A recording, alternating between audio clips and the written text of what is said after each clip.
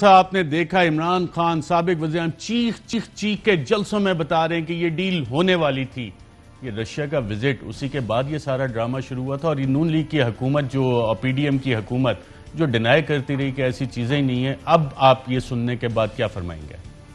देखिए, ये वही कहानी चल रही है। मुरासले की भी ऐसे शुरू हुई थी। पहले मुरासला था ही नहीं, फिर मुरासला तो था लेकिन मुरासले में ये नहीं लिखा हुआ था। ऐसे मुरासले तो आते रहते हैं। फिर मुरासला तो है लेकिन उसमें धमकी नहीं है, फिर धमकी तो है तो साजिश नहीं है।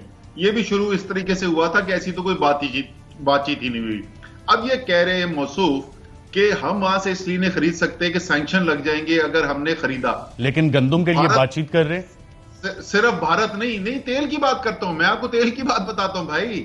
सिर्फ भारत नहीं खरीद रहा, यूरोपियन यूनियन खरीद रहा है, तमाम यूरोपीय ममालिक खरीद रहे हैं तेल वहां से, चीन खरीद रहा है तेल वहां से, दुनिया खरीद रही है। सिर्फ 4 ममालिक हैं दुनिया के जिन्होंने बैन किया है रशिया से सुगत ऑयल खरीदने का। अमेरिका है, कनाडा है, बर्तानिया है और ऑस्ट्रेलिया है। That's it. बाकी सारी दुनिया खरीद रही है। यूरोपियन यूनियन में वो प्लान बना रहे हैं यूरोपीय ममालिक कि 6 महीने बाद हम खरीदना खत्म कर देंगे। लेकिन उसमें भी स्लोवाकिया और हंगरी को वो कह रहे हैं कि उनको शायद 1 साल की बिल्कुल ठीक है, राइट। असद उमर साहब हमारे साथ ही रहिएगा जी। आखिरी बात, फर्क ये है वो गुलाम नहीं है। फर्क ये है वो गुलाम नहीं है, वो अपने फैसले खुद कर रहे हैं। बिल्कुल ठीक। ये इंतहाई अहम बात है कि गुलामाना जहनियत पिछले 75 साल से, और हमारे बहुत से फैसले उसी गुलामाना जहनियत की अक्कासी भी करते हैं। हम साबिक वजीर तवानाई माद अजहर साहब हमारे साथ मौजूद हैं। माद अजहर साहब, मिफ्ता इस्माइल साहब पहले क्या कहते थे और अभी CNN पे इंटरव्यू में क्या कहा उन्होंने? कोई बहुत बड़ा यू टर्न लिया उन्होंने और आपकी बातों की तस्दीक करने की कोशिश की है? बिल्कुल, देखें, यही मिफ्ता इस्माइल साहब और यही शहबाज शरीफ साहब पहले कहते थे कि कोई सबूत मौजूद नहीं है कि पिछली हुकूमत जो थी वो कोई बातचीत कर रही थी रूस के साथ या कोई दस्तावेज हो।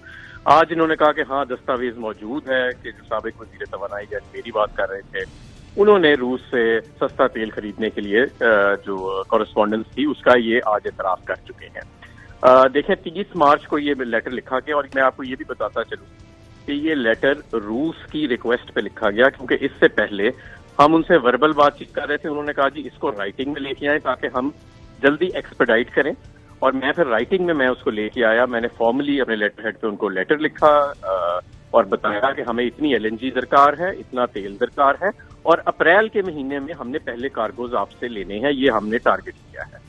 3 दिन बाद वजीर आजम इमरान खान ने खुद ही असेंबलियां तहलील कर दी, जो सुप्रीम कोर्ट ने फिर 8 अप्रैल को बहाल की और 11 अप्रैल को हमें वोट ऑफ नो कॉन्फिडेंस के जरिए हटा दिया गया।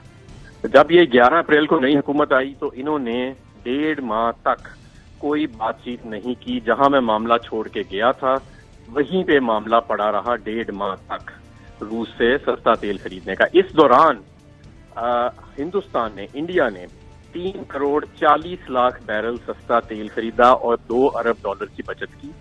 इसी दौरान श्रीलंका ने अपनी माशी मुश्किलात दूर करने के लिए सस्ता तेल खरीदने के सौदे कर लिए हैं। इसी दौरान चीन, यूरोपियन यूनियन और दुनिया के अक्सर ममालिक रूस से सस्ता तेल खरीदते रहे।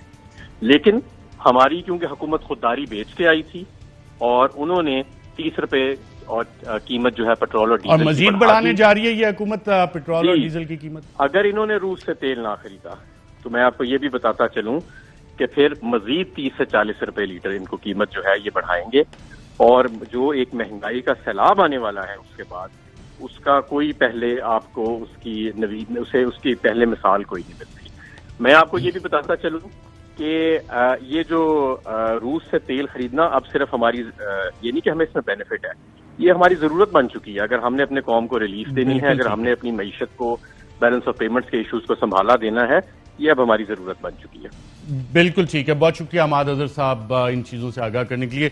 असद उमर साहब, आपकी हुकूमत फारिग क्यों हुई और उस लेटर गेट जो है, केबल गेट का जो इश्यू है, वो जो साइफर गेट है, उसमें नाराजगी यही थी कि वजीर आजम ने रूस का विजिट क्यों किया? बिल्कुल ऐसे ही है जी। उसके अंदर साफ वाज़ेह अल्फाज में लिखा गया था कि क्योंकि उन्होंने रूस का दौरा किया और उनकी पॉइंट ऑफ व्यू से एक गुलाम मुल्क जो है वो आजादाना फैसले नहीं कर सकता। तो जब अमेरिका की ख्वाहिश ये नहीं थी कि वहां पे जाया जाए तो आप क्यों गए थे वहां पर, और इसलिए अब जो फैसला यह किया गया है कि अगर इमरान खान को ना हटाया गया तो पाकिस्तान तन्हाई का शिकार होगा, मुश्किलात होंगी और अगर इमरान खान को हटा दिया गया अदम एतमाद की तहरीक के जरिए तो सब माफ कर दिया जाएगा।